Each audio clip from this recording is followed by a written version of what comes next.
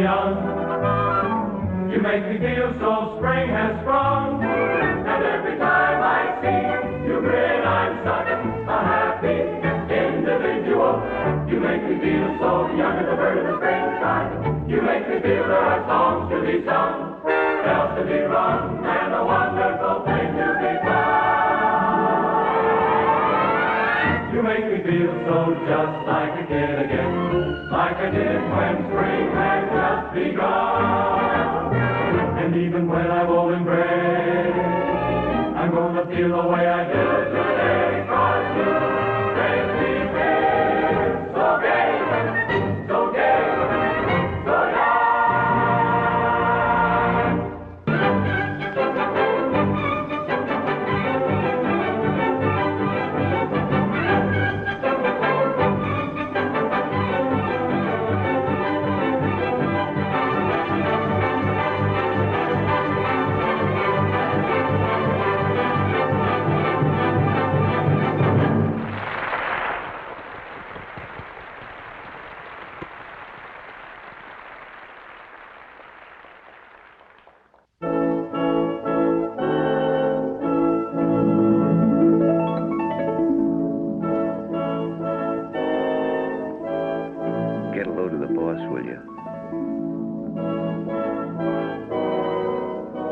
Patron of the arts. Shh.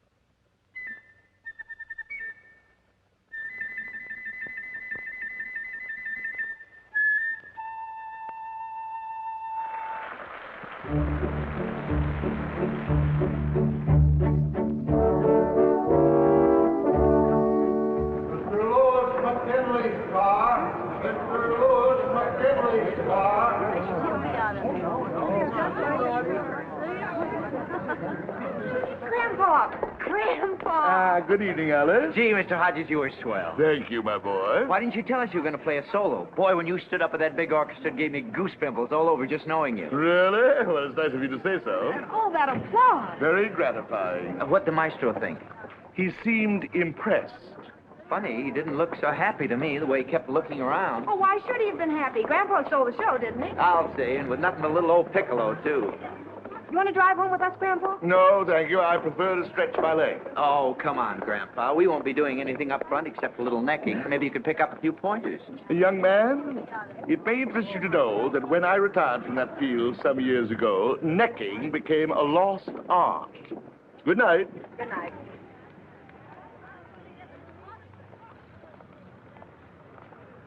What I got? Now I understand why Grandma used to have that awfully pleased look on her face. Yeah, maybe, but times have changed. It takes more than that to make a go of marriage today. Like, for instance? Like dough, for instance, you dough. Yes, I know. You have a theory. It's not a theory, it's facts. I've pointed out All right, 50 Joe, all right. So we don't get married. Not until I'm in a financial condition to support a wife.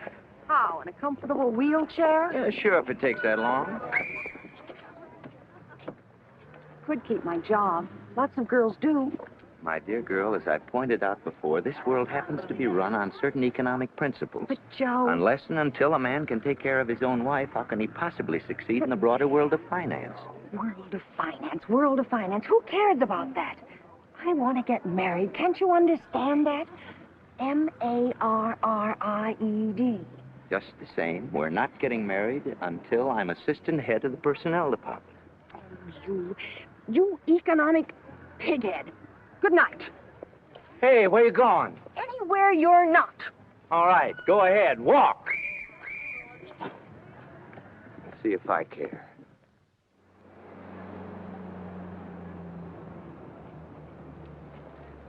You know I'm right about not getting married now, don't you, Grandpa? Young man, kindly do not address me by that loathsome word, Grandpa. I am not your paternal ancestor, and judging from Alice's remarks last night, I'm not likely to be any time soon, even by indirection. Hello, my boy. If you want my candid opinion, I don't believe the biological urge from which you both appear to be suffering so acutely gives a hoot whether you're assistant head of personnel or not.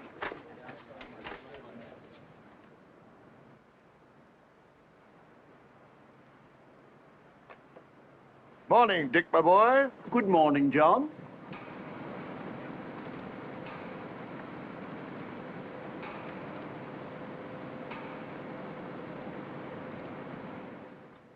Hodges, John R.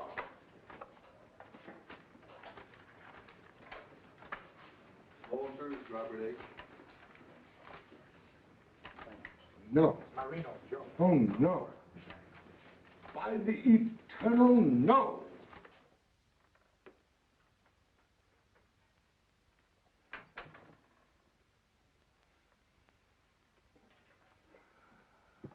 Grandpa, you're late. Yes.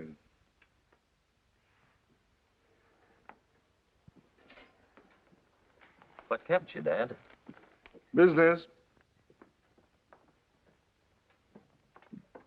Well, for goodness sake, it's about time. Come on, everybody. I don't want to be out in that kitchen all night.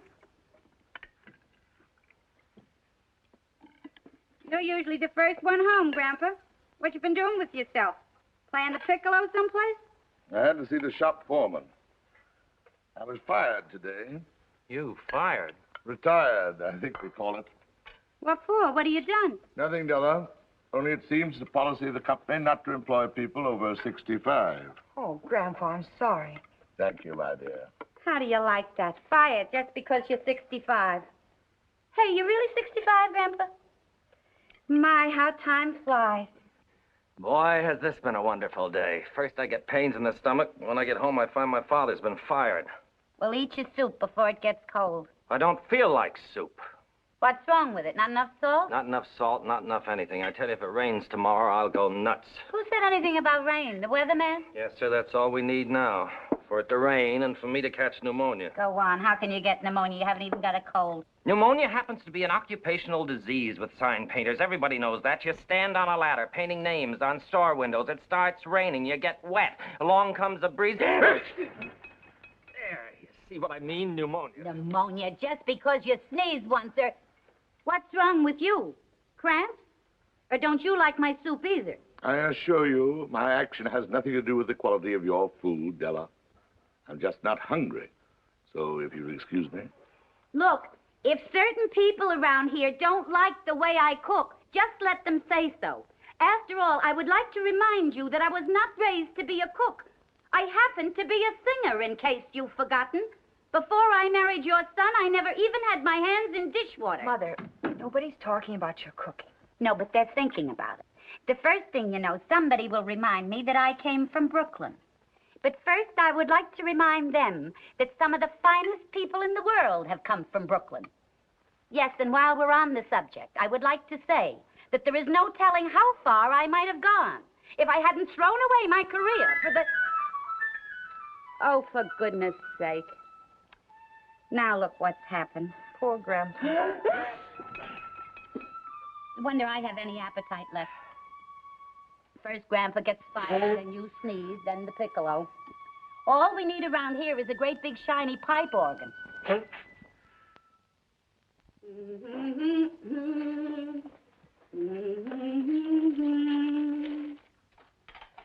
Born to be kissed, I can't resist. You are temptation, and I am yours. Oh, good morning, Grandpa. Good morning, Della. What you doing up so early? I thought you'd sleep till 10 o'clock. I'm not sleepy. Take my advice. Sleep when you can. You want some coffee? Yes, thanks. Only do me a favor, Grandpa. Don't sleep too late. Yours is the first room I clean. I assure you, Della, I have no intention of sleeping late. Thanks. Say, by the way, what are you going to do with yourself all day now that you're 65? I don't know. Oh, go to the movies, I suppose. There's a swell double bill at the Rialto. Or maybe you could go up to the park and play checkers with those other old men. Oh. What's so bad about that? Personally, when I think of the drudgery I go through day by day, I can't wait to get to be your age, so I can live out my life with dignity. Dignity can be a very empty feeling, Della. Yeah, well, you can get used to it, like me with the cooking. Hey, I just thought of something. With you not working, you won't be bringing any money in. I'm afraid not. Well, if you'll pardon my saying so, Grandpa, that's going to be quite a blow. Financially speaking, I mean. I expect so. Yeah, especially with the way prices are going up these days. Yesterday, I went in to buy a soup bone. Just a common, ordinary soup bone. 78 cents, he says. 78 cents, I says to him. You used to throw them in for nothing. Not no more, he says. 78 cents. That'll give you a faint idea. Soup bone. 78 cents.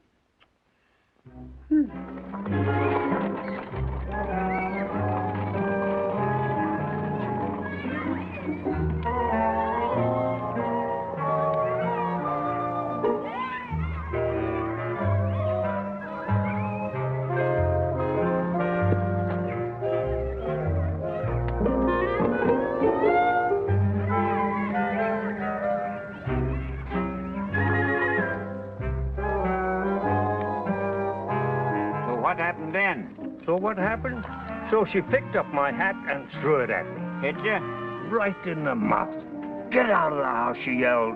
I got enough to do without you getting in my way all the time. 20 years ago, I'd have thrown her out of the window for that. I'm a Hungarian. Consolidated Motors. Consolidated Motors? What's Consolidated Motors got to do with it? That's what I'd like to know. Listen, there's a public park in regard... Never mind, don't answer. I'll find out myself.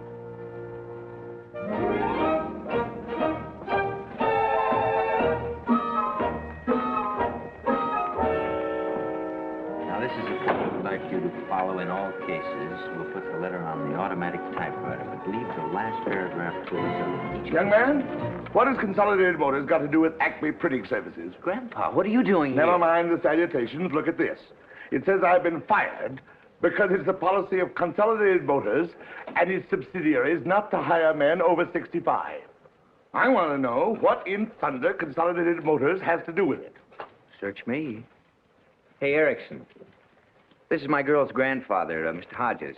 He'd like to know what Consolidated Motors has to do with our 65-year-old retirement rule. Why, it's really very simple, Mr. Hodges. If you just step this way for a moment. Pardon me.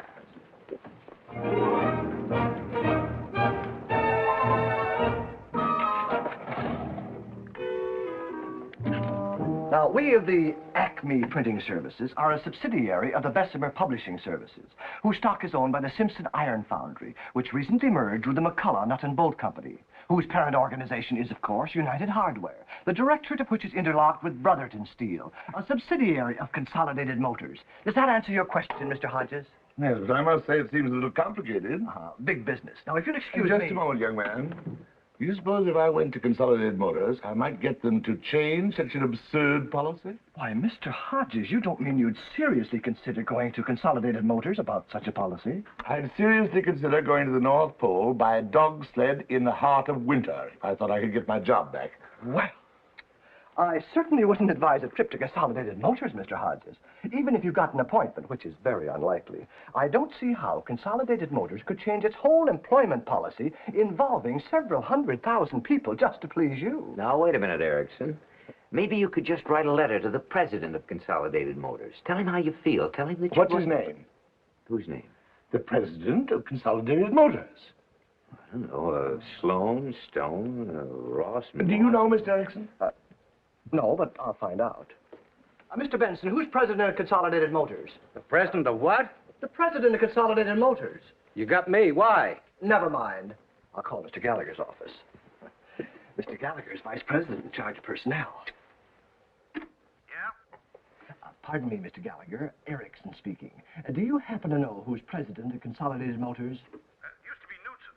No, he was president of... Anyhow, listen, I'm busy. Yes, Mr. Gallagher. Thank you, sir. Mr. Gallagher doesn't know either. Amazing. Absolutely amazing. Here's one of the most important men in America. A veritable giant of industry. One of the powers behind the producing genius that is America. A man whose decisions affect millions of people. Yet nobody even knows his name. Fairless. That's it. Fairless. He's president of U.S. Steel. Thank you, gentlemen. You've been a great help. Good day.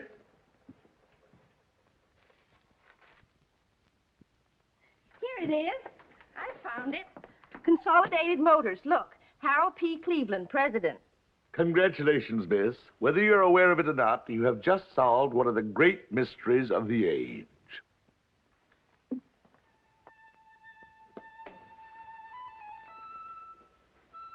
Listen to him. Since 11 o'clock this morning, it's been like this. That means he's thinking. Don't have to think on the piccolo, does he?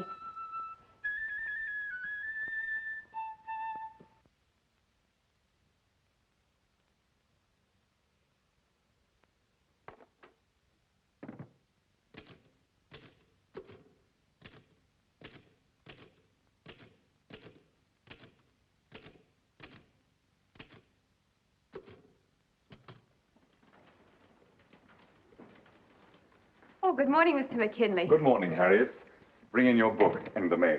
Yes, Mr. McKinley.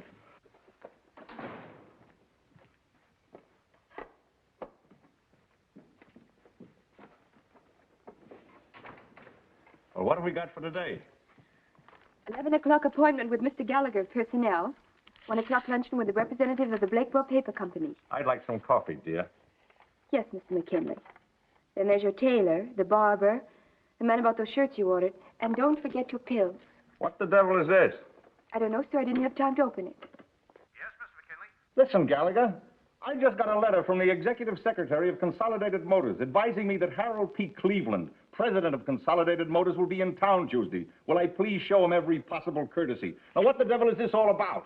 I don't know. Beats me. Get Herbert in New York. Well, if you don't mind, I don't like it. What the devil does the president of Consolidated Motors want to come around here for? Maybe he's just passing through. Okay, but I wish you'd please tell me what the devil this is all about. We ever heard of this bird before? Not that I recall. Hello, Mr. Herbert. Just a moment. Mr. McKinley calling. Hello, Herbert. Listen, I just got a letter saying the president of Consolidated Motors is coming up here to inspect my plant next week. I'd like to know why all of a sudden is Consolidated Motors fishing around my place. Well, maybe it is just a goodwill tour, but I don't like goodwill tours, so do me a favor. Get a hold of whoever you can and find out if there's been a change in Consolidated Motors' policy toward its subsidiaries. Maybe they've decided to quit printing. Make more cars or something. Okay, call me back. I want every executive in the conference room at 10:30 and cancel Gallagher. Yes, Mr. McKinley. Send off 3 copies of this as soon as you can. Yes, Mr. McKinley. Listen, gentlemen, the president of Consolidated Motors is coming here next Tuesday to inspect our plant personally. I don't mind telling you I don't like a lot of big shots sticking their noses in my business. How do we know they haven't decided to convert this place into an assembly line for automobiles or washing machines? And remember, you fellas are in this just as deep as I am. Your very jobs may depend upon it. As I see it, our only hope is to make a good impression. I'd like to see some drawn looks on your faces, as if you'd been working overtime for months, and I'd like to see this place really humming. That's all. Gallagher, how about that trouble we've been having with the bookbinders local? Oh, we've got at least a month before any decisive action will be taken on that, Mr. McKinley. Well, never mind how much time we've got. I'd like to strike a note of accord in time for the inspection. Give an impression of a smoothly functioning factory full of happy employees. Now, what do they want? Another restroom on the 2nd floor. Okay, get it installed immediately. I'm not letting our relations with Consolidated Motors be disrupted over some bookbinder's comfort. Harriet, who's head of the program committee at the Chamber of Commerce? Arnold Willoughby. I want to talk to him on the phone. But then get my wife, dear.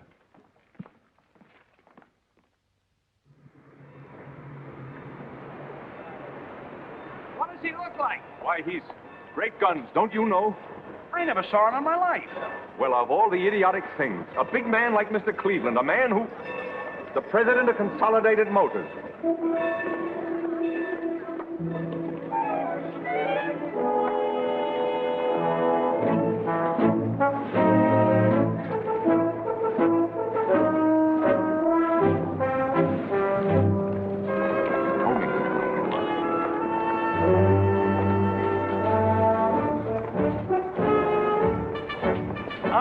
Mr. McKinley, what a pleasant surprise to find you here. I hadn't anticipated such a welcome. You're... Cleveland. Harold P. Cleveland. Well, how do you do, Mr. Cleveland? This is indeed a great honor. Thank you. May I present my associate? Oh, I recognize Mr. Saltonstall and Mr. Gallagher, too. Delighted to see you, gentlemen. How did you know? Well, I make it a practice to familiarize myself with all my associates and employees. Shall we go? Yes, of course. My car's outside. Take Mr. Cleveland's briefcase. Yes. Oh, no, thank you. I can manage myself.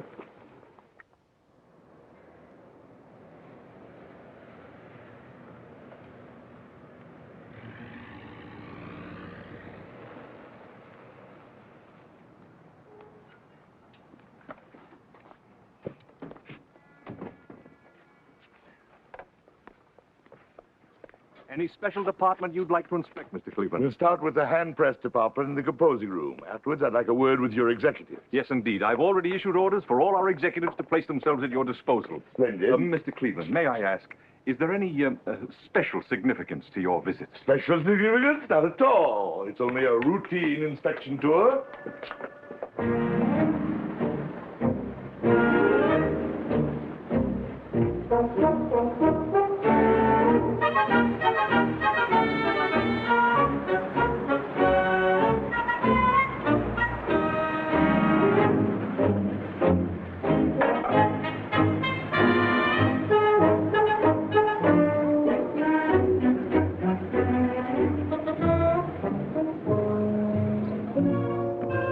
That about covers it, Mr. Cleveland, unless, of course, you'd be interested in inspecting our personnel department. I think I've seen all that's necessary.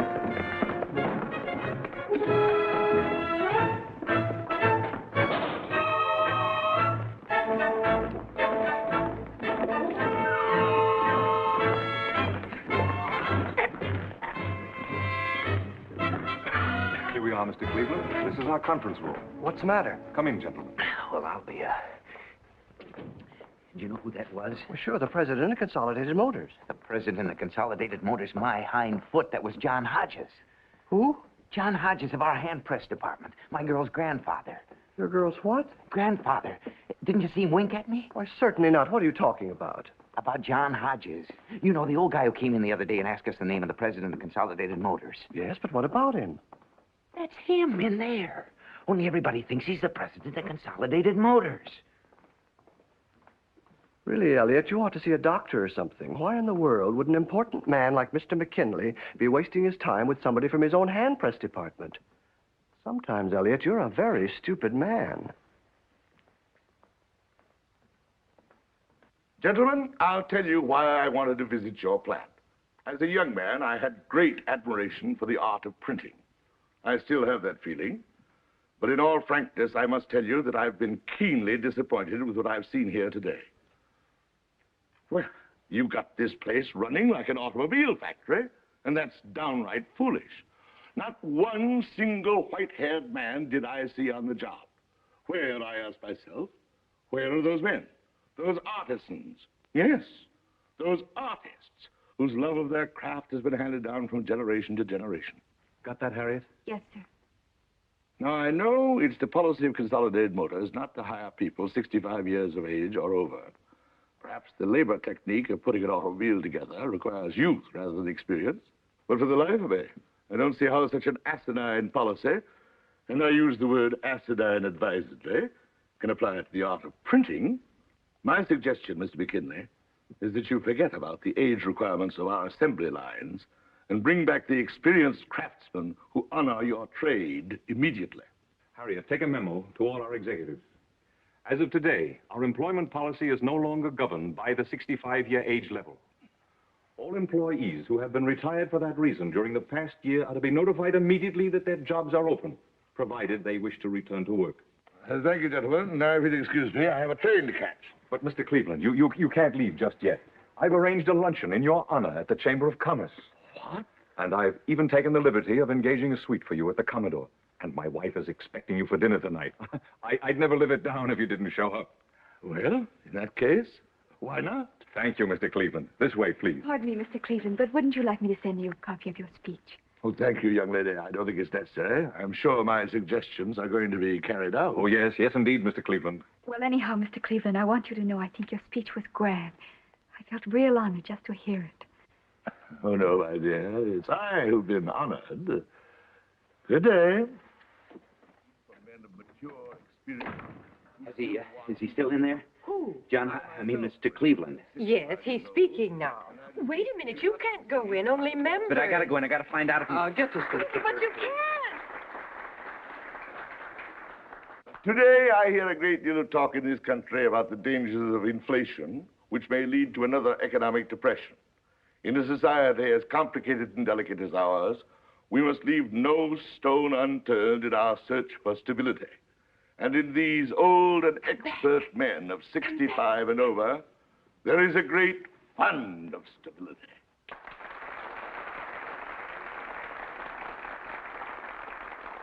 I confess there are moments, gentlemen, when I regard mass production and its subsequent benefits of a higher standard of living as a two-edged sword.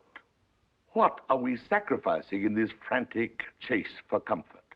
Well, for one thing, we're sacrificing those simple dignities of life which have helped make ours the greatest productive nation on earth. Now, mind you, I think that security and comforts are wonderful things. I'm all for social security. But in all our quest for this security, let us not lose sight of those things which have made this a great nation.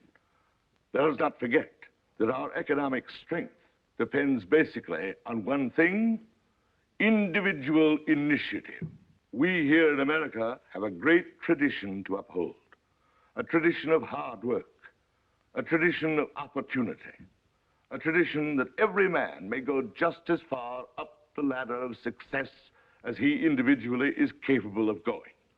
A tradition that no one, in government, in industry, anywhere, can tell him what he can do and what he can't do, when he can work and when he can't.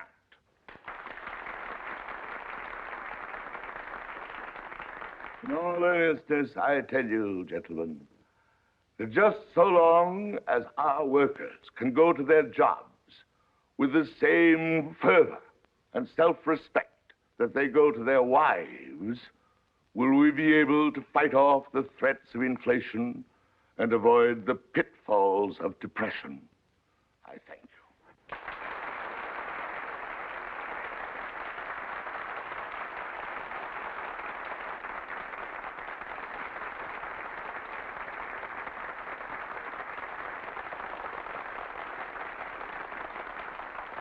Mr. Cleveland, may I have your autograph? Oh, delighted. Oh, I'm sorry. I'm not permitted to sign autographs. Company policy, you know. Oh, Congratulations, gee, I'm Mr. sorry. Cleveland.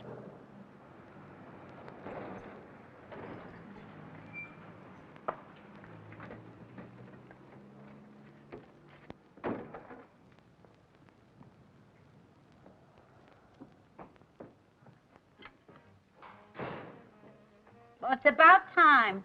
Oh, it's you. Where is he? Where to? Mr. Hodges, your grandfather. Oh, why? Look at this. C.M. Prexy says human dignity will beat inflation. What's that got to do with us? Look at it. Look at it good. Whose picture's that? Says he's Prexy as CM, whatever that means. That's what it says, but it's him, Mr. Hodges. Your old man. That? Oh, you're crazy. Look, I'm not blind. My eyes are good enough for the Air Corps, and I'm telling you, that's Mr. Hodges. I saw him today with my own eyes.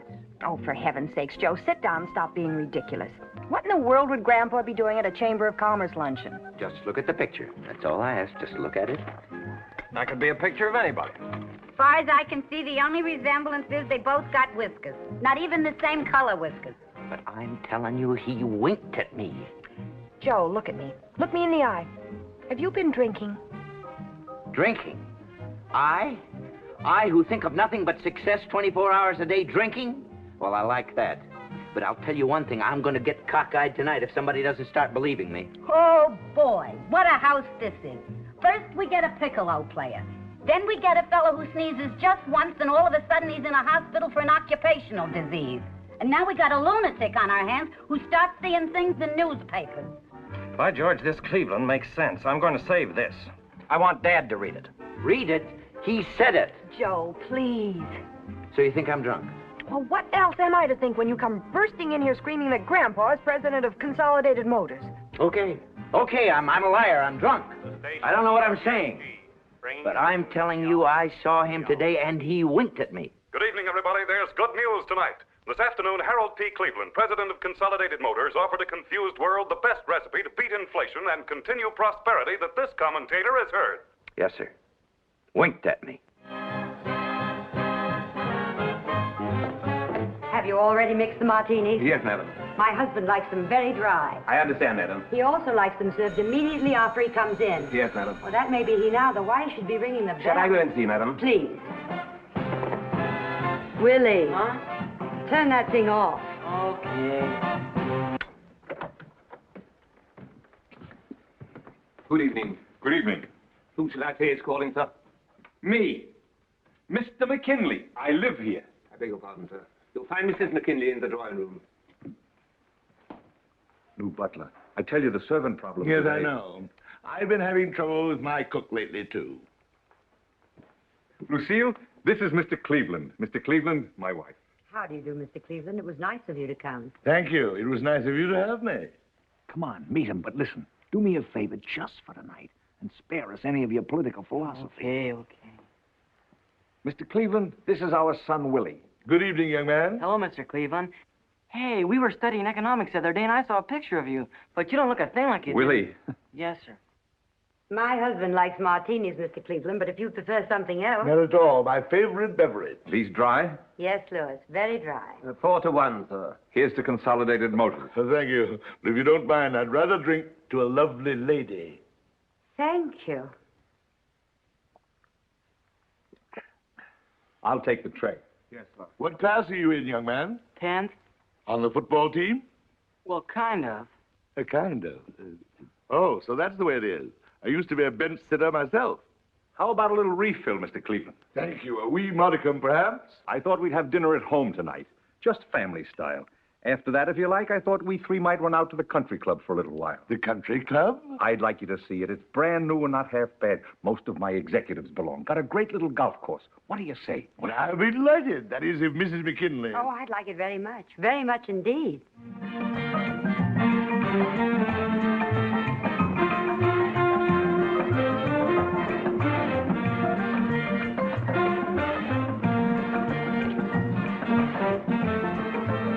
By Jove, I want to dance. I haven't danced in 25 years at least, and suddenly I want to dance. May I have this dance? Of course. You mind? Not at all. Go right ahead.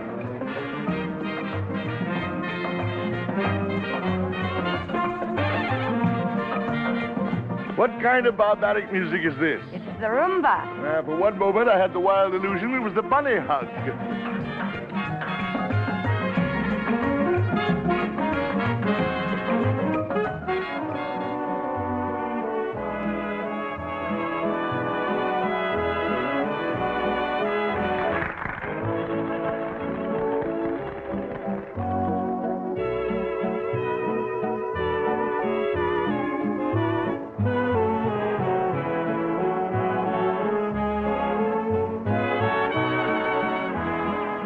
Get out of here. Why? We just got here. Look, Mr. McKinley. Mr. McKinley.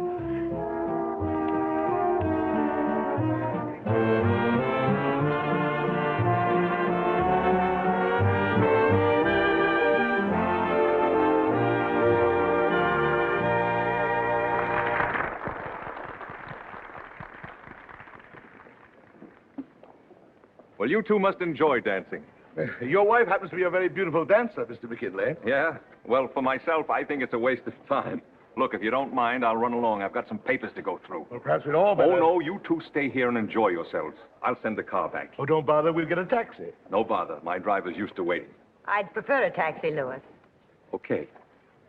Good night, Mr. Cleveland. Good night, and thank you for a wonderful evening. Glad you liked it. We'll have to do this sort of thing again. Yes, indeed. I'd like that very much.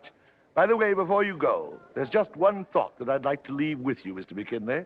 Just a bit of my personal philosophy. I like a man who works, and works hard. But that's not enough. A man ought to play, and play hard, too. I have an idea that you don't play enough, Mr. McKinley. That's very sound advice, Mr. Cleveland. I'll take care of that in the future. Good night. Good night.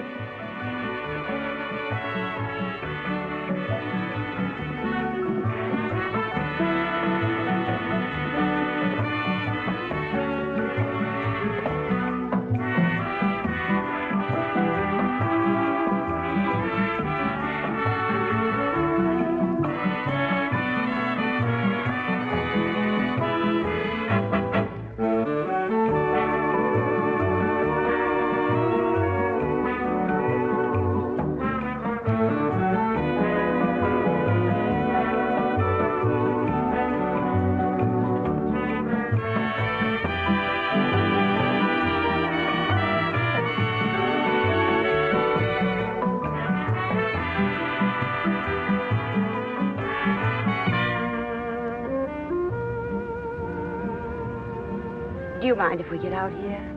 It's only a little way, but I can't bear to go in yet. Pull up here. We'll walk the rest of the way.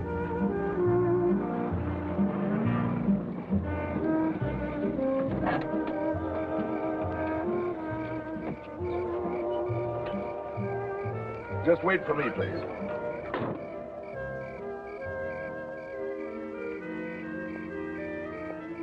You think I'm silly, don't you? On the contrary, I think it was a charming idea. You'll never know how much this evening has meant to me. You don't go dancing often, I take it. I never go dancing. Do you and your wife? My wife died 25 years ago. Oh. That's why you said you hadn't danced in 25 years at least. I haven't done much of anything since then except work. You loved her very much, of course. Of course. People don't love each other like that anymore. No. Life's become too complicated. Young men these days are afraid to marry until they can offer their wives all the frills of security and comfort. I don't think it was that way with us. I loved my wife. I loved my work. Life somehow just went on with a sort of simple grace.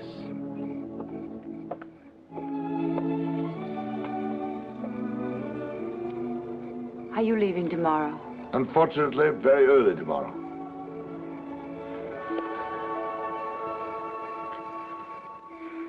Sorry. I don't know what's the matter with me. But I've been so happy tonight. So really happy. It's been so long. Good night. Good night.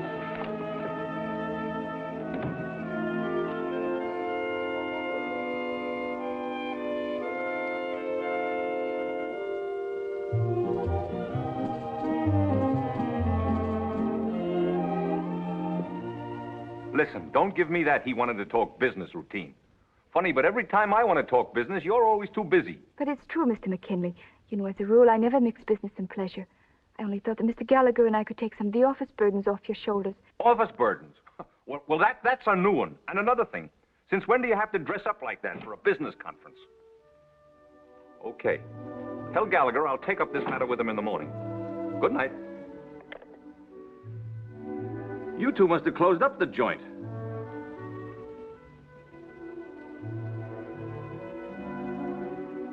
By George, you're really a good-looking woman, Lucille. And did he go for you? Couldn't take his eyes off you. What did you do after I left? Louis, I want a divorce. What? You love me, Louis. What the devil has that got to do with it? Answer me. Do you? Well, how do you like that? She meets a guy one night, and right away she starts yapping about, do I love her? What's the matter? Isn't my money good enough for you anymore? Haven't I supported you in the style to which you're accustomed? Yeah, and your whole family, too, for 20 years. You don't understand. You've never understood. Oh, yes, I do. I understand, all right. It's you that's cockeyed, but you're not going to get away with it. So you might as well get any tomfool ideas about divorce right out of your head. Please. Let's don't argue about it. We've been married 20 years. Sounds kind of silly to be talking this way after 20 years, doesn't it? I'm sorry it's turned out so badly, but I've been so miserable. Not so fast. I want to know what happened tonight. I told you nothing happened. Don't give me that. What happened? It's just that tonight, for the first time in years, I've known what it's like to be admired and respected, to be treated the way a woman wants to be treated. I know you think it's silly, but it's true. Just once more before I turn the corner, I want to know what love is. Well, that's just great. That's just wonderful. You know a man 20 minutes, and it's love and bloom. Oh, I realize I'll probably never see him again. But I can go on the rest of my life just dreaming about tonight. Well, how do you like that? We've been married 20 years, and now you're in love.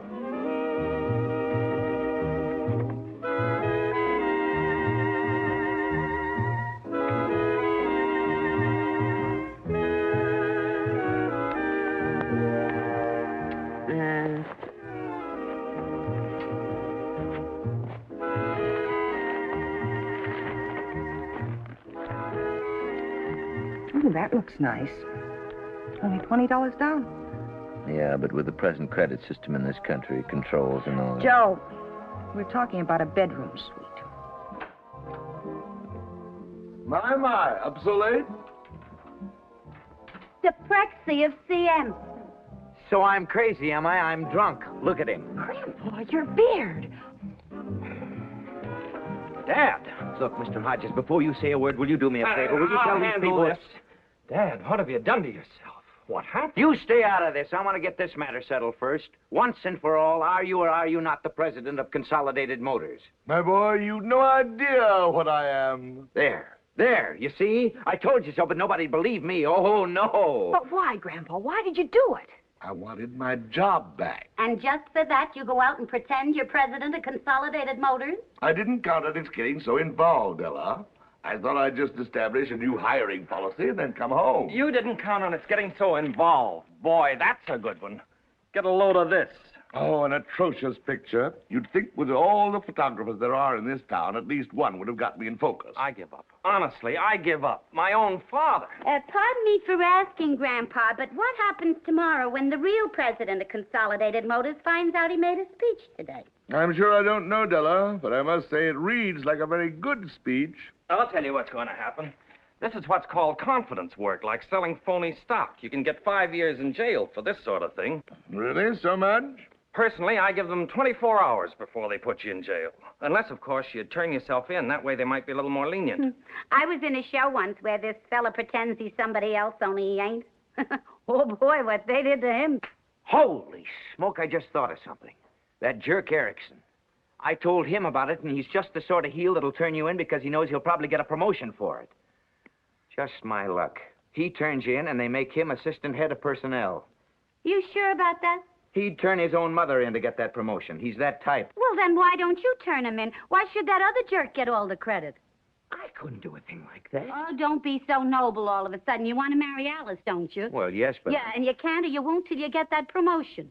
No, but There's no buts about it. This is your big chance. I can't do a thing like that, Mrs. Hodges. Why, if it weren't for him, I'd never even have known Alice. Somebody's going to turn him in. Not me. Listen, Grandpa, will you tell Rover Boy here that he ain't putting you behind the 8 ball if he turns you in? Joe's of age. He can make his own decisions. I've already made my decisions. I'm not going to do it. Well, for goodness sake, why not? You've all accused me of being just a man of facts and figures in economics. Well, you're wrong. I'm also a man of heart and blood and soul, and I'm not going to do it. I've got principles. Joe. Well, how do you like that? After all the time he spent hanging around this house, all of a sudden he's got principles. Good night, all. You're really a wonderful person, Joe. Oh, she was nuts, even if she is your mother. In this awful world where everybody's cutting everybody else's throat, you still have some decency left. I'm proud of you, Joe. Oh. You have real dignity. Yeah? I love you, Joe.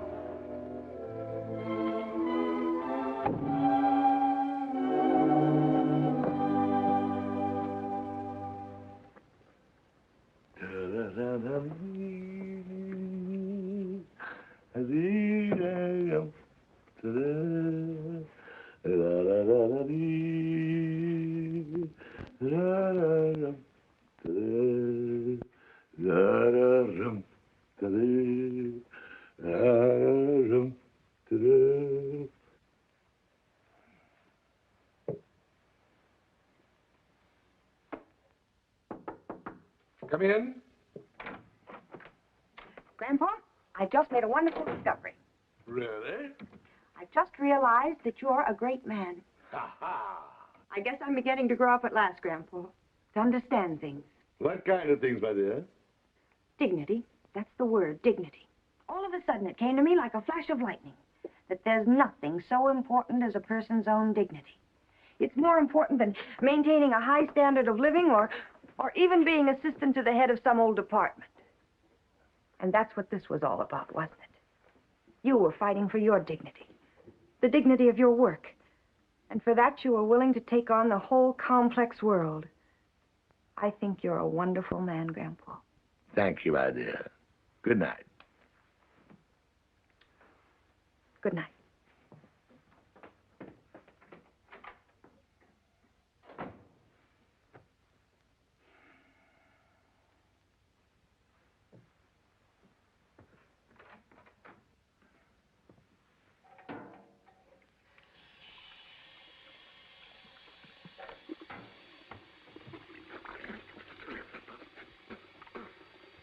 Egad.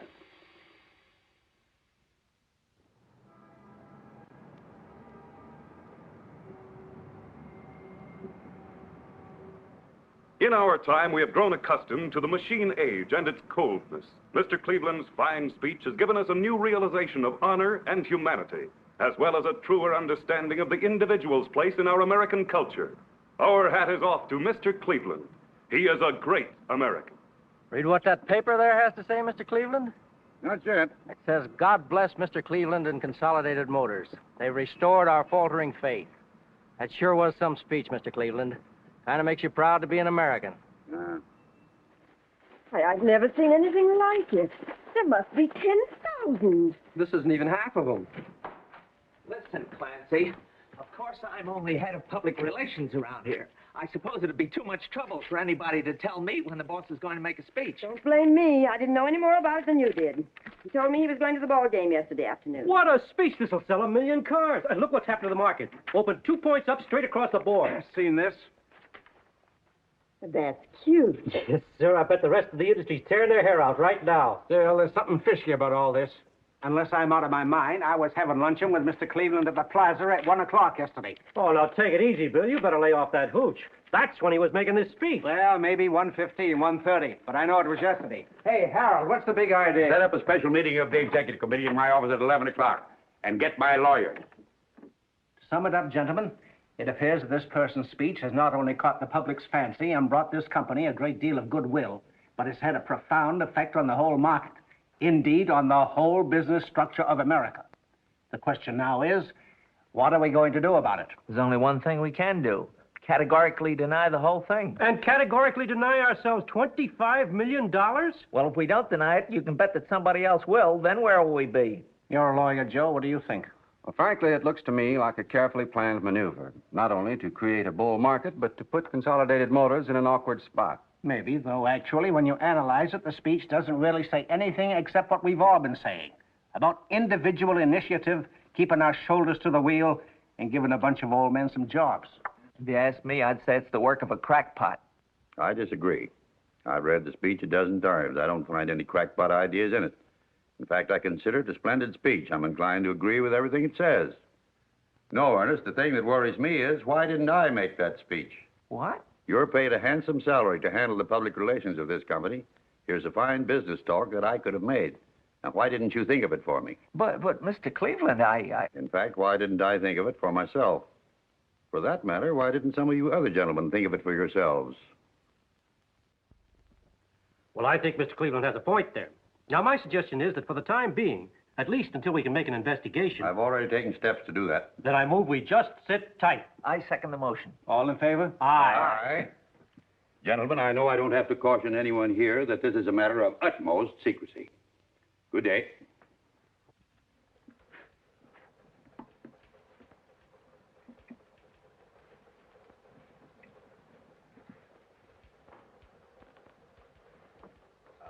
Say, Frank.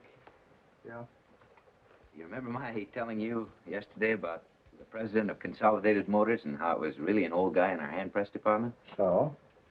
You haven't told anybody yet, have you? Well, hardly. Well, do me a favor and don't. It's a long story I can't explain, but just take my word and don't. Sure. Thanks. Well, see you around.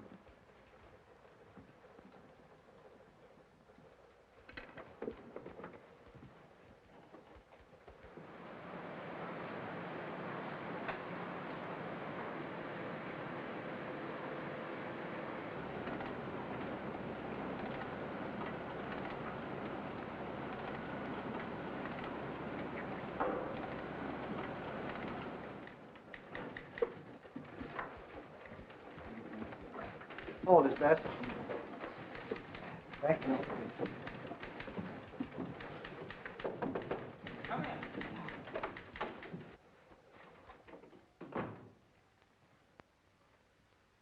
Well? Mr. Gallagher, there's something going on around here that I think ought to be brought to Mr. McKinley's attention immediately. What sort of something? This whole Consolidated Motors thing, sir, it's just a gag. What whole Consolidated Motors thing? The man that was here yesterday inspecting the plant is not the president of Consolidated Motors. He's a printer in our hand press department. What's that you got behind your back, Erickson? Dirty pictures? Oh, no, sir. This is the file on him. The file on who? On this man who everybody thinks is the president of Consolidated Motors. The one who made that speech at the Chamber of Commerce yesterday? Listen, are you drunk? Oh, no, sir. Well, then what's itching you? What are you driving at? Only that the man that was here yesterday inspecting the plant was an imposter. He pretended to be Harold P. Cleveland, the president of Consolidated Motors, and he's not. He's John Hodges, a printer. Listen, Erickson, if this is a gag, I don't like it. I know it sounds fantastic, sir. You're getting to be something of a screwball. You know that, don't you? Me, sir? I've got to make my choice for a new assistant around here pretty soon, and I don't mind telling you, you're not giving me a very good impression. But it's not a gag, sir. It's true. Honest it is. What's true? The president of Consolidated Motors that was here yesterday was not the real president of Consolidated Motors. The real president is a man named Harold P. Cleveland. The man that was here yesterday is John Hodges, who works in our hand press department. All you have to do is look at his picture right here in the file, sir. Never mind the file. Now, let me get this straight. You say the whole world thinks the man who inspected our plant yesterday was the president of Consolidated Motors. Is that it? Yes, sir. And then he made the speech at the Chamber of Commerce. Mr. McKinley thinks he was the president of Consolidated Motors. The papers think so. The Chamber of Commerce thinks so, but you don't. You think he's a measly little printer in our hand press department. I'm sorry if you refuse to believe me, Mr. Gallagher. Don't be silly, Erickson. Of course I believe you. And by the way, my name isn't Gallagher. I'm Harry Truman, President of the United States. And you're not Erickson. You're Princess Elizabeth's baby, Bonnie Prince Charlie, remember? But Mr. Gallagher! Get out of here. And the next time you come in with one of your fool stories, I'll have you locked up in a padded cell. Now get out!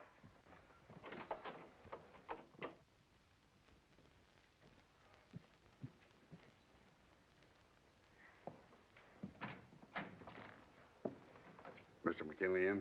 Who's calling, please? Kleinbaum's the name. Mr. Rigel. Mr. McKinley's in conference. Perhaps if I could help you. I hear you had quite a bit of excitement around here yesterday. Excitement? What kind of excitement? With Mr. Cleveland, I mean. Oh, yes, of course. Mr. Cleveland. Did you meet him, miss? Meet him. I took dictation from him. Yeah? I'll tell you what, she sent us.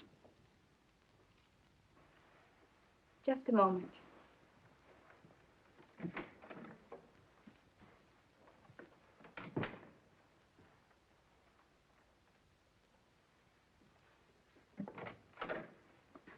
Mr. McKinley will see you now. Thank you, miss.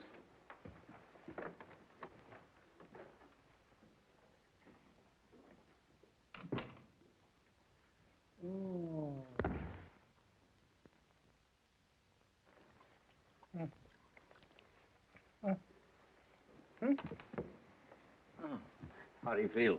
Oh, here, take a swallow of this. Yeah. There, you'll be okay. You sent for the doctor. I don't want a doctor. And you keep out of here, too. I was only trying to help. Of course, you understand this must be handled with absolute secrecy, Mr. McKinley. Don't worry. I'm the guy that was taken. Why, if this ever gets out, they'll laugh me right out of town. Don't excite yourself, Mr. McKinley. Why shouldn't I excite myself? My whole life's been disrupted. First, my wife wants a divorce. Now I faint. All on account of this phony. Oh, the crook, the dirty, low-down crook. I took him to my house for dinner. Just wait till I tell my wife. Oh, boy. Well, I laughed right in her face. Falling for a phony. Well, we'll take a look around. Yes, sir. If we find out anything, we'll let you know. Meanwhile, you get any ideas yourself, you Motors. Live in a palace. Oh, boy. Well, I laughed right in her face.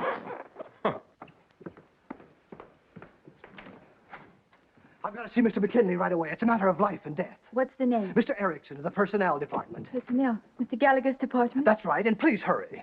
Mr. McKinley's very busy. He can't see anyone. I think Mr. McKinley would rather have things go right along as usual, miss.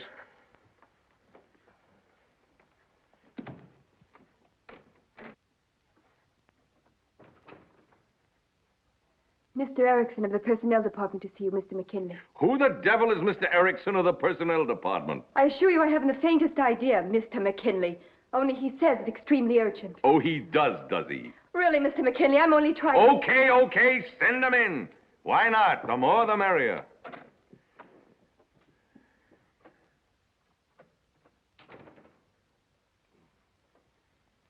Well? Mr. McKinley, I have reason to believe that the man who was here yesterday, posing as a president of Consolidated Motors, was really an imposter. How would you like to be fired, sir? Listen, you half-wit. If you dare breathe another word of what you've just said to me to a single soul, I'll have you thrown out of here in those pencil-striped pants of yours. Mr. McKinley, I have the man's file right here, his picture. Shut up and get out of here before I brain you. Yes, sir. Wait a minute. Yes, sir. Give me that file. Yes, sir. Mr. McKinley, control yourself. Go fry an egg. Well, thank you. Don't do anything until you hear further from me. Goodbye. Kleinbaum, he says the man works right there in the plant. The police been notified? Oh, wait a minute. You want to break this thing wide open? But you can't let a low common thief, a confidence man, go around professing to be president of Consolidated Motors. Well, keep your shirt on. Nobody suffered any great damages. In fact, when you come right down to it... Wait till you get a load of this, straight from Union headquarters. Listen.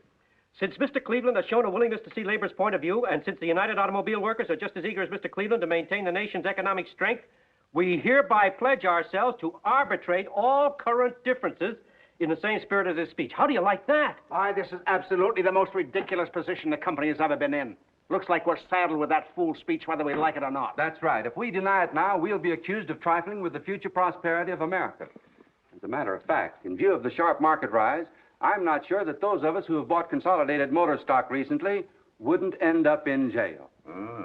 Gentlemen, my advice is to emulate that estimable creature of the sea, the clam, and say absolutely nothing. I still say there's something screwy about a simple little printer pulling a trick like this. That's possible, but if so, let's just hope he gets away with it. Fancy, have my car here at 6 o'clock and phone my home and say I won't be there for dinner. That's all, gentlemen. Well, I... Just wait till you get a load of... What the devil is this? The suitcase I bought 12 years ago when we were supposed to take that trip to Europe. What's it doing here? I'm going away. Listen, if you've got a fool notion like that, you better get it out of your head, because I got news for you.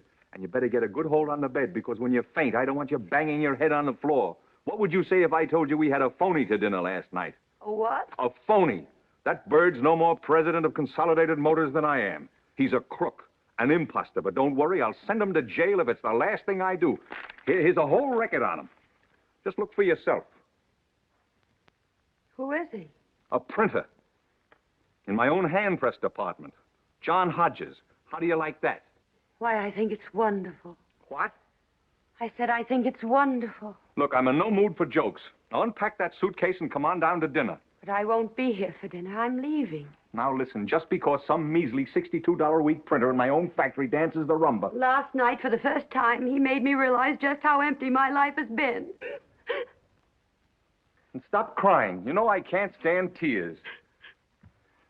Well, at least tell me, what have I done? You've killed my life for me, that's what you've done. You've never loved me, not for one moment. I'm 40 years old. 43. And I just can't go on being treated like a stick of furniture any longer. I've as much right to love as anybody, even if I am 40. What you said. Have you really been so miserable, Lucille? Well, I'm sorry if I've made life so unbearable for you. I didn't know I was doing it. Well, maybe it's not all your fault, Louis. You can't help being what you are. But you are what you are, and I can't stand it any longer. Who's going to tell Willie? I'll tell him. Lucille, this is a terrible thing that we're doing. I don't like divorce. I was brought up not to believe in divorce. We were married in the church, and there's something unholy about a divorce. I wish you'd weigh this decision carefully.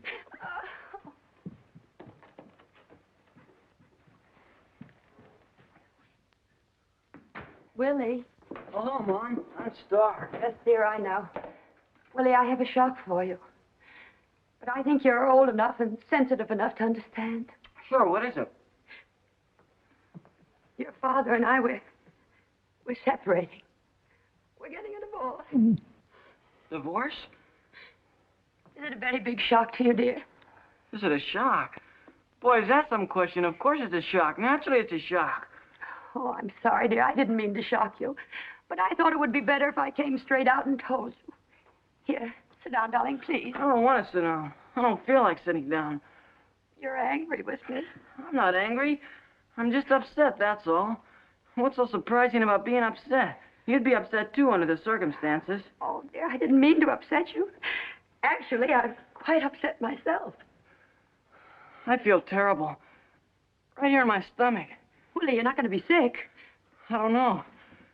I must have some kind of psychosomatic disorder. It hits me right here in my stomach. Oh, dear. I don't know what to say. I've never felt so miserable in my whole life. I'm going away. Where? I don't know. To my family in Maryland, I suppose. Of course, they'll be furious with me. They'll want me to come straight back and apologize to your father, but I just couldn't do that. Oh.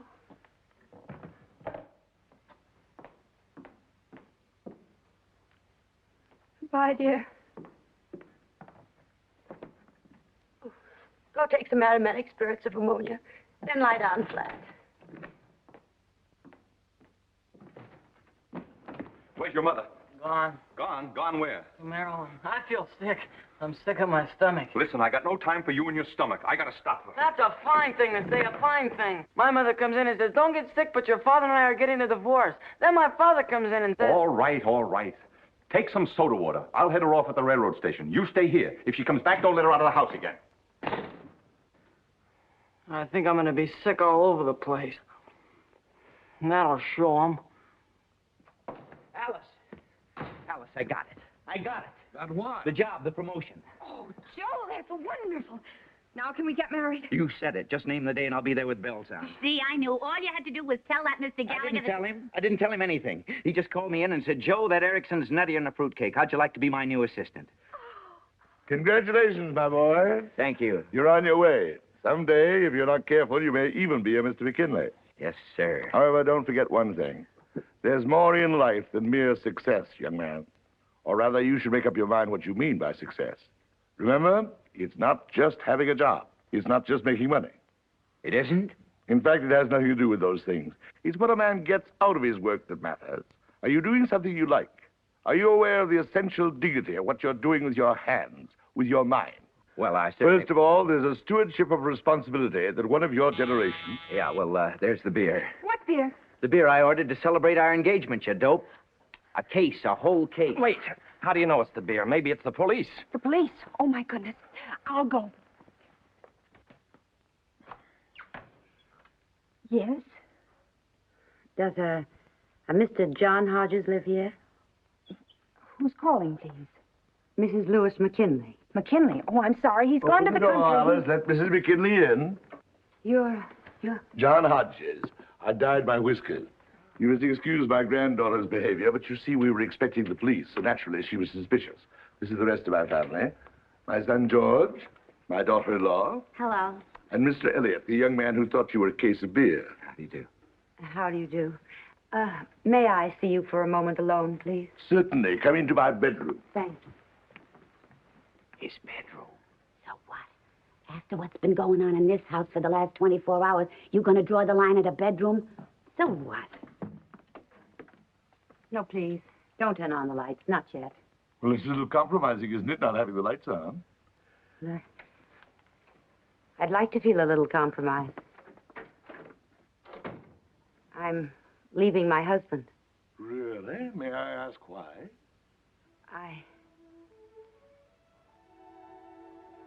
Well, I told him I was in love with you. With me?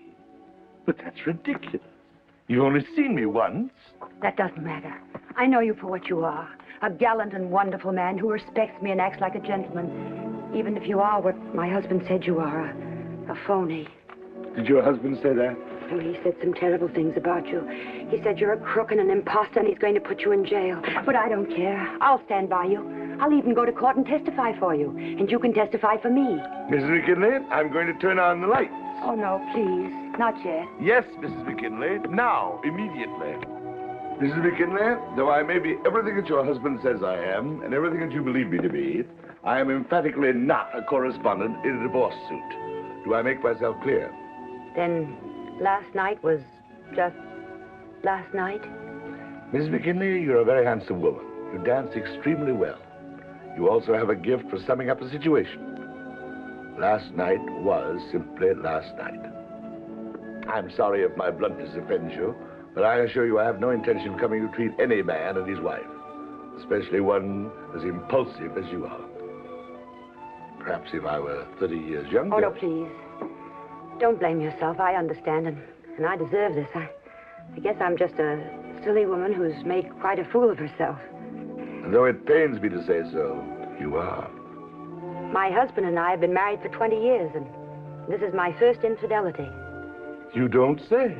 He married me because I was society, and I married him for his money. Not that I couldn't have fallen in love with him. He's not bad looking, you know. On the contrary. He has a certain vibrance. Oh, yes, I'd say he's full of vibrance. Sometimes there's something almost exciting about him. Only he's not in love with me. How can you be so sure? Well, at first I thought he might be in love with me. I can remember he used to kiss me with all the tenderness of a wild stallion? Then after a while, he never kissed me at all. Life was just a succession of fur coats and invitations to dinner. That's all I've been, an invitation to dinner. Mrs. McKinley, do you know what I think? I think you're in love with your husband.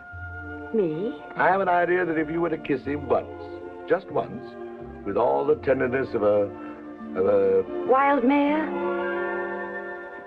Mrs. McKinley, I think we both need some coffee. Let's get out of here. I knew this would come in handy. Here, hang on to that.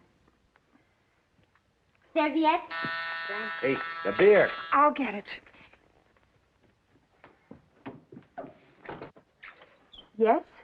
My name is Harold P. Cleveland. I'm looking for Mr. John Hodges. They're here. Who? Some man who says he's Harold P. Cleveland. The one with the black beard? That was Grandpa. Here, I'll handle this. You got a warrant? No. Nobody gets in here without a warrant. Who is it now? Some flatfoot pretending he's Harold P. Cleveland. Who does he think he's fooling? Anybody knows that Harold P. Cleveland wouldn't be coming here personally to make the arrest. Good evening, sir. You were looking for me? You're John Hodges? I am. I'm Harold P. Cleveland. How do you do, Mr. Cleveland? Won't you come in? Thank you. And Mr. Cleveland, I'd like you to meet my son, George, my daughter-in-law, Della. Hello. Mrs. McKinley, my granddaughter, Alice, and her fiancé, Mr. Elliot. How do you do? We're celebrating their betrothal. Oh, congratulations. Take Mr. Cleveland's hat, Alice. Oh, no, thank you. I can only stay a moment. You're not Harold P. Cleveland. You can't fool us. But I am Harold P. Cleveland. If you don't believe me, my chauffeur is outside. Ask him. How do we know he's your chauffeur? Well, I don't usually carry much in my wallet. But here. Sorry I haven't my fingerprints. Well, what is it you want, Mr. Cleveland? I just wanted to meet Mr. Hodges, that's all. I'd like an explanation.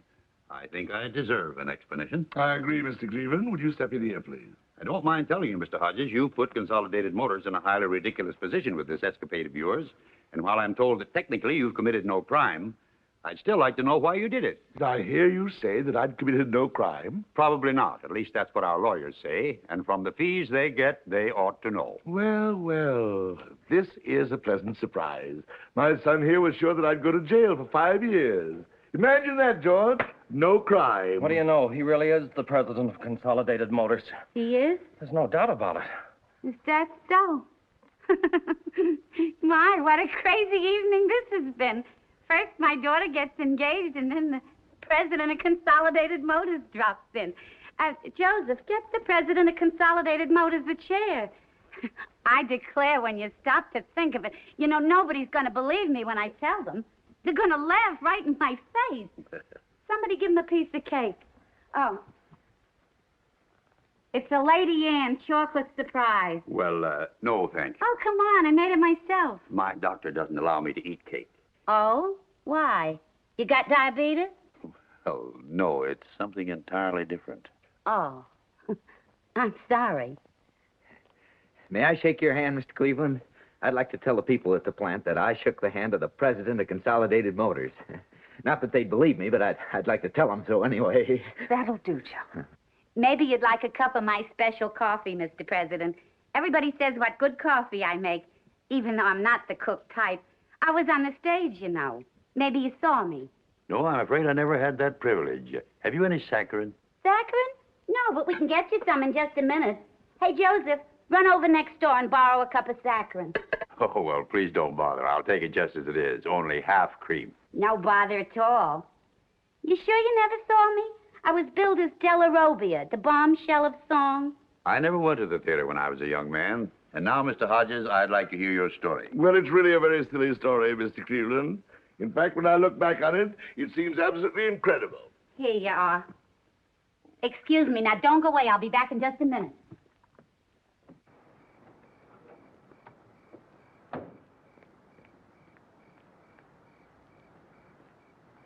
Of course, going to the Chamber of Commerce was something I hadn't counted on. The beer.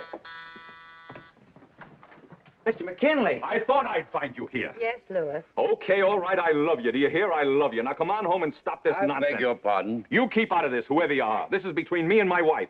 Who are you anyway? Harold P. Cleveland, President of Consolidated... Listen, I've heard all the Cleveland that I want to hear. It's all right with me if I never hear that name again. You understand? Now come on home, will you? I apologize for whatever I did. I said I apologize. All right, Louis, only don't shout so. I'm not shouting. I just said I apologize. Yes, dear, I heard you. Dear? Did you call me dear? Yes, dear. Well, I'll be... Hodges, you're fired.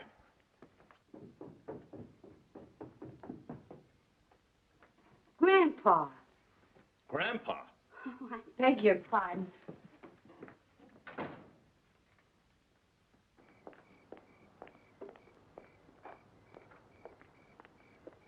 Well, who the devil's car is that? Mr. Harold P. Cleveland, president of Consolidated Motors. Harold P. whose? The man you yelled at inside, dear. And that, Mr. Cleveland, is the whole story. And quite a story it is, Mr. Hodges. Pardon me for suggesting it, but I just happened to have this album laying around, and only this afternoon I said to myself, Della, if the right part... Della, there's no time for that now after what's just happened. After what's just happened? Dad's been fired. That's what. Fired. Fired? What, again? It's all right, Della. I knew all the time it wouldn't work. Oh, fired, and after all the trouble we've gone through. Mother, please. Okay, but it's a fine time to tell us, right in front of the president of Consolidated Motors. If you've really been fired, Grandpa, what are you going to do? Well, I know one thing I won't do, and that's go sit in the park and feed the pigeon. How would you like to work with me in New York, Mr. Hodges? There's a little office next to mine. We could have it redecorated. Oh, Grandpa. For goodness sake, imagine New York. Maybe you could find a little apartment. I'm sorry, Mr. Cleveland, but I couldn't do that. You know the well-known hackneyed phrase, New York may be all right for a visit. Maybe you could live in Brooklyn. No, Della. Not even Brooklyn. Oh, it's a question of money. No, thank you. I make all the money I need right here. All the money you need? Listen, you just lost your job. And with the price of soup bones going up... I'm sorry, Della. You'd have lots of leisure. I'd only want you around for advice in public relations matters. Maybe we could go to a ball game together occasionally. Thank you, Mr. Cleveland, but no. This is my home. My family's here. We're happy. That is, as happy as people need to be. I have my health. I eat what I like. I drink my coffee without saccharin. I don't have to make speeches unless I want to. Go to board meetings. Worry about stockholders, unions, income taxes. Come to think of it, Mr. Cleveland, why don't you move out here? You're still young enough to get a good job. Now, please, Mr. Hodges, don't tempt me. Well, I must be running along. Good night, everybody. Good night, sir. Well, don't look at me. He's your father. I'm sorry you won't come with me, Mr. Hodges, but I think I see your point. Thank you. As to your job at Acme Printing, I wouldn't worry about that if I were you. You heard Mr. McKinley fire me. Mr. McKinley apparently has high blood pressure. I'll send him a note tomorrow. No, I'll make it a directive that you're to have your job as long as you want it. Well, thank you. You've been very understanding. If there's ever anything I could do for you... Well, you should ever get an idea for another good speech. It would be a pleasure, Mr. Cleveland. A pleasure indeed. You're a great man, Mr. Hodges. A truly great man. Thank you, Mr. Cleveland. So are you. Good night. Good night.